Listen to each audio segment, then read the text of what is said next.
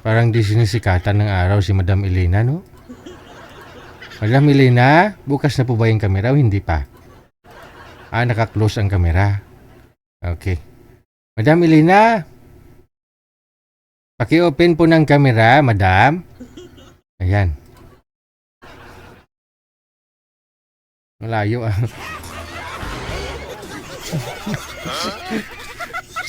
Saan po kayo ngayon, Madam Elena?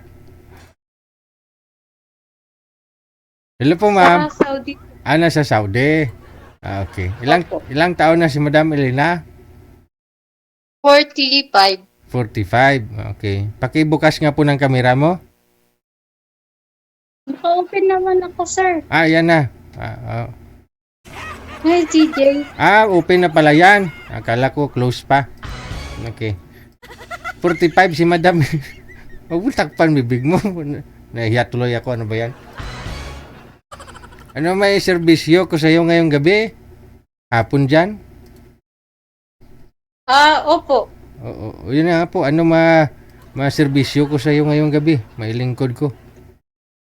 Sir, DJ, hanapan mo naman ako ng asawa dahil wala na ako asawa. Wala pa ako jowa. Hay. Kawawa ka naman. Yung iba may jowa, may asawa pa. Ikaw walang asawa, walang jowa. Wala, sir. Hiwalay. Matagal na. Ilang taon na ho kayong hiwalay? Mga Tagal na nga. 15 years. 15 years. Tagal nga, no? Bakit ho kayo naghiwalay? Sa ano mga... Siyempre, Mamas Boy DJ. Ayun lang. Mamas boy. Meaning, bumabalik ko siya sa nanay niya kapag nag-aaway kayo, hindi mo pinagbibigyan? Hindi nga eh. Kaya bumalik DJ. Ayun lang. Ilang taon po ba siya nung nag-asawa kayo? Ay DJ, 15 ako tapos 16 siya. Sus, bata pa nga. Teka lang, palakihin muna kita sa screen. Ayan, okay. 15 kada time tapos siya 16 years old. Nung panahon na yon, sigurado ako, parang bagong tubo pa lang yung ano mo nun. Ay, syempre naman DJ, ikaw naman. Yung isip? Nga. Bakit may mga rason nung yan bakit napaaga yung pag-asawa ninyo eh? Ano pong rason, ma'am? Lumandi nga DJ. Lami kayo. Oo. Bali ho nag-aaral kayo, imbis na pag-aaral yung atupagin nyo, landi. DJ. Uso yung date noon, cutting classes. Saan kayo nagtatagpong dalawa? Siyempre, sa tabi ng dagat, DJ, ikaw naman. Anong ginagawa nyo sa tabing dagat? May bato doon, may batong malaki? Ay, sorry, DJ. Wala kang kasalanan, wala kang dapat hingin sa akin na sorry. Oo. Doon kayo nagtatagpo sa dagat. Lumandi kasi ng maaga eh. Oo. Anong ginagawa nyo doon sa bato? Siyempre, naglandi-landian, tapos kiss-kiss, tapos wala na masakyan DJ. Pag gabi, inuwi ako sa bahay niya. Alam mo naman palang wala kang masakyan pag gabi. Nagpasakay ka na lang. Nagpasakay ka na lang. Ano po yung dagat na yun? Siyempre, DJ ko naman. Yung dagat na yun. Dalawa lang kami. Walang masyadong tao sa dagat. Parang open lang, ganun. Hindi sa resort. Oo, DJ.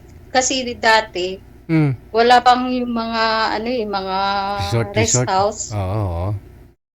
Open pa lang. So, wala naman kayong bubong, walang ganun. Saan kayo sa buhangin? Ay, siyempre, DJ. So, hindi mo naramdam yung kagat ng langgam no? Pagaganyang edad kasi, hindi mo naramdam na kinakagat ka na pala ng langgam? Ay, hindi na, DJ. Kasi iniisip na yung masarap ba? Aragay. So, yun na nga ho, no? Siyempre, no, isang beses lang yon na dinala ka sa dagat, tapos inuwi ka sa bahay nila? Oo, DJ. Alam mo yung first love mo, tapos yung pala akala mo hindi pa yung time na mag-aasawa ko. Kaso Lumandi na talaga, inuwi na ako sa bahay nila eh. Namit eh. Oy, DJ, namit gid. Tapos, siyempre, nagtaka ho yung mga magulang mo. Oh, bakit yung anak ko maganda, hindi pa nakauwi? Yung nanay ko, DJ. Malapit lang ho sa bahay nyo, bahay nila? Isang sakay lang DJ kasi Abra ako tapos Ilocos siya. Okay. Malapit lang, no? So tapos, ano yun? Alam ng nanay mo na boyfriend mo siya? Alam ng nanay mo yung lugar nila? Hindi nga DJ, hindi niya alam na may boyfriend ako. Yun lang. Masakit yun para sa nanay, no? Tapos siyempre hinanap ka nila. Saan kanila nahanap? Tinawagan nung biyanan ko, tinawagan niya yung biyanan ko na nandun ako sa kanila. Okay. So, hindi ka na umuwi? Doon ka na tumira? Ay, siyempre, uwi ka pa DJ, natusok na. Tapos, mga ilang years po pagsasama ninyo bago kayo nagkaroon ng anak? Kami, sa totoo lang DJ, 6 years old yung anak ko, naghiwalay na kami. Aray mo. So, 15 years... Nakatatlo na DJ, tatlo. Tatlong? Sa 6 years na pagsasama namin. Nakatatlong anak? Tatlong anak po. Okay. Pero sabi mo, mama's boy? Oo. Bakit? Siyempre, DJ, kumbaga, wag na lang pag-usapan. Parang Kasi wala siyang pangarap, ayaw niya bumukod sa bahay ng magulang niya, ganun. Walang trabaho. Mayroon naman DJ, farmer siya dati. Kaso, siyempre, mga bata pa kami. Inano lang niya yung, siyempre, sa nanay kami kasi nakatira. Mahirap po yun, no? Basta sa isang bahay lang kayo ng biyanan mo. Opo. Yun lang. So tapos, ikaw ang umalis, nag-abroad po kayo. Pumunta ako ng Manila DJ. Trabaho. Tapos anong trabaho mo dito sa Manila? Ay DJ, katulong. Tapos, naghiwalay na kayo ng tuluyan? Opo. Hindi kayo kasal? Hindi po. Sige. Hanggang ngayon. So wala akong kabit. So hindi naman ako kayo kasal, hindi po kayo nakahanap dyan sa Saudi? DJ, bawal dito. Hindi, imposible. Kung hindi ka naman kasal, walang problema. No, tapos... DJ, yung paa ko nakahukay na, tapos ihukay ko pa yung isa. Ay, grabe naman. Ba't nakahukay yung isa mong paa? Anong nangyari? Hindi, kasi kung hindi naman na kayo kasal, hiwalay naman na talaga kayo. Mayroon kang boyfriend dyan na hindi rin kasal. Umupakasal kayo dyan. Yun ang ginagawa ng iba dyan na walang problema Ay, DJ, bawal talaga. Yung nagawa nga ng iba dyan, kahit nga may asawa, may bahay pa nga sila sa labas DJ, yung iba. Ang titibay nga ng sikmura Hindi, dahil kasi kayang-kaya nila. hindi naman. May kilala nga ako dyan may mag-asawa sila Pareho, kasal silang dalawa. Wala mo problema. Kasi yung amo ko DJ is doktor. Bawal kasi yung lalabas dito. Yun lang. Naka-stay lang ako. Kasi depende sa amo. No? Depende sa amo. Kasi wala namang problema yan. Dalaga ka hindi ka naman kasal. DJ, mo naman niya ako yung yung mataba, malaki, mahaba. Mataba, malaki at mahaba ang gusto mo? DJ, yung pagmamahal. Ay, may mataba bang pagmamahal? Ay, blood din ganun. Meron, DJ. Alam mo, DJ, hindi ako bumabase sa edad. Bumabase ako sa ugali. So, mas prefer mo yung bata? May edad na? Kahit bata naman, DJ, basta makontento siya. Okay. Kung ano yung buhay namin. Hindi ka pa nagka-boyfriend, ma'am? Nagka-boyfriend naman, DJ, kaso babaero, lasinggero. Lahat ng ruan sa kanya?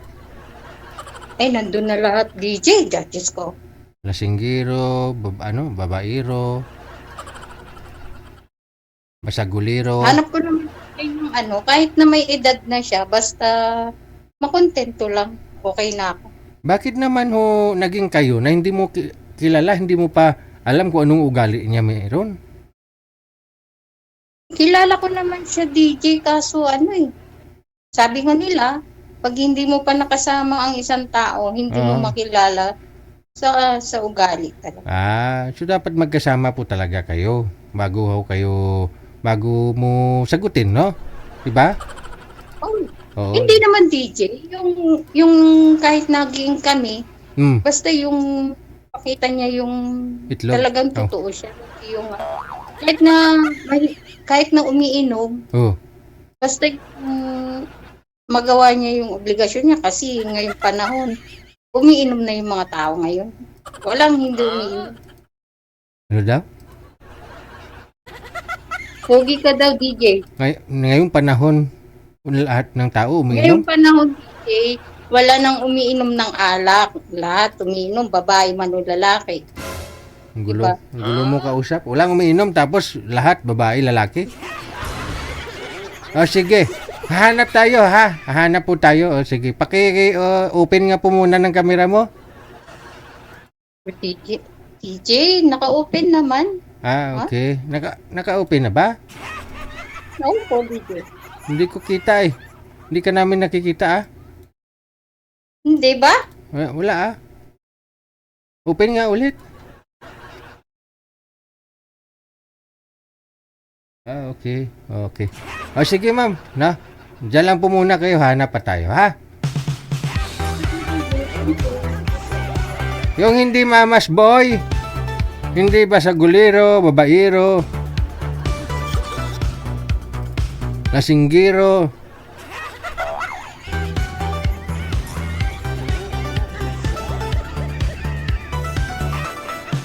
Tama naman yung kasabihan, no? Hangga't hindi kayo nagsasama sa isang bubong, wag lang sana umulan, no? Kasi mapapapasma kayo kapag doon kayo sa bubong. Kapag hindi kayo nagsama sa isang bahay, no? Hindi nyo makilala ng lubos yung isang tao. Diba? Pag ugali niya, yung galawan niya, yung hygiene niya, ganun, no? Dapat to kasi magsama muna kayo sa bahay. Pero bilang isang babae, dapat secure nyo sarili ninyo. Kamu, sige, sagutin kita, ha? Tayo na. Pero magsama tayo sa isang bahay, agad-agad. Huwag nyo na patagalin, no? Pag sagot mo sa kanya, kinabukasan, magsama na kayo. Oo nga. Tapos siyempre may kondisyon ka mo. Sama muna tayo, mga isang taon, ha? Pero walang mangyari, ha? Kasi ikaw malulugi dito, ikaw talo, ikaw babae. Balitli mo lang malaman na ganyan pala ugali niya. Paano kung nasuko mo na yung banggirahan mo? Di ba? So magsama muna kayo, magpanti ka lang ng lata. Lagyan mo ng lock, yung kandado ba? Nga lang, baka may abrilata at saka yabi tubo, no?